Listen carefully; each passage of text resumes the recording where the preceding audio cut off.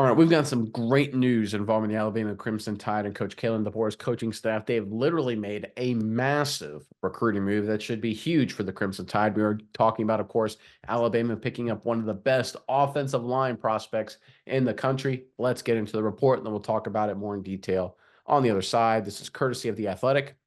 Alabama's June recruiting momentum continued on Monday with another commitment, the first in the Crimson Tide's 2025 class at a position of a particular need.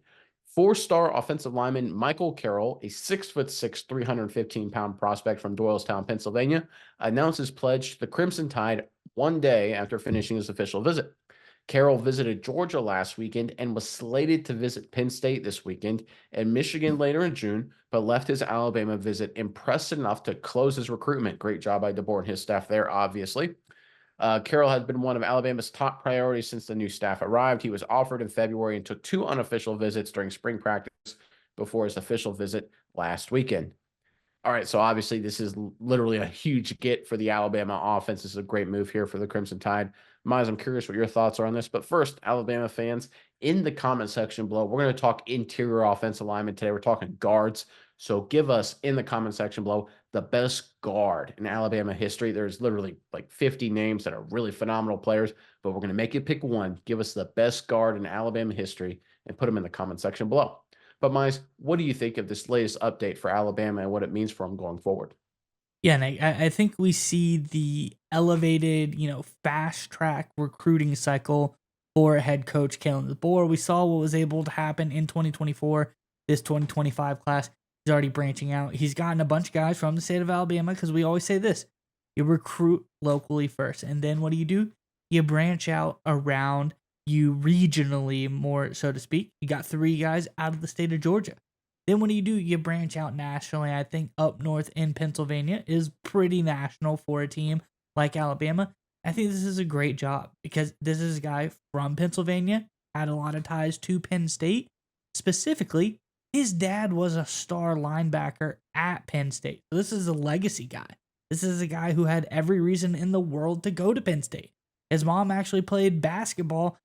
She's a Hall of Famer for Michigan State. So this is a guy that had a lot of ties to a lot of different schools that were not Alabama. He had every reason. He could go anywhere he wanted. The second best interior offensive lineman in the nation per on three sports. The number two player in the state of Pennsylvania. World is his oyster. Alabama is able to close the deal. He doesn't even. He's like, I'm not even gonna finish out my recruiting cycle. This is where I want to go. I think at first we see Coach Kalen DeBoer do a good job, but now we're seeing him break into that elite level of recruiting, being able to close deals on guys who definitely had strong ties to other schools, definitely had every reason to not go to Alabama, and now he's able to close these guys just a day after taking an official visit to Alabama. I'm really impressed with what Coach DeBoer has done so far, and I think this bodes well for Alabama going forward.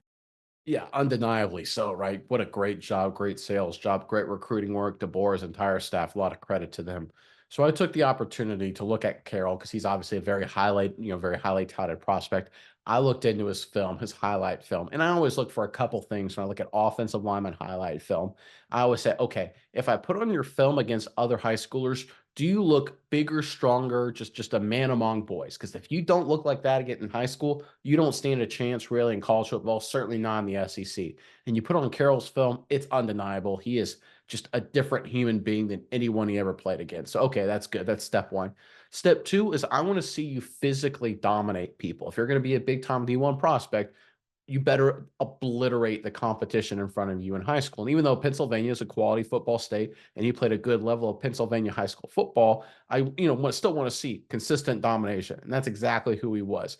But I think the real thing that just really stuck out at me, there's really two things when it comes to Carroll. One is his athleticism, right? For a guy that big, he can absolutely move. They used him as a polling guard in high school, right? So far through his high school career, of course. So again, this is a guy 6'6", 315 pounds, 16-year-old kid, right? You look at a lot of the guys that size in high school, they're kind of lumbering a little bit, right? They kind of haven't figured out the best way to, use their weight and height to move right. They're still trying to figure everything out. This kid moves with incredible foot quickness, change of direction and speed.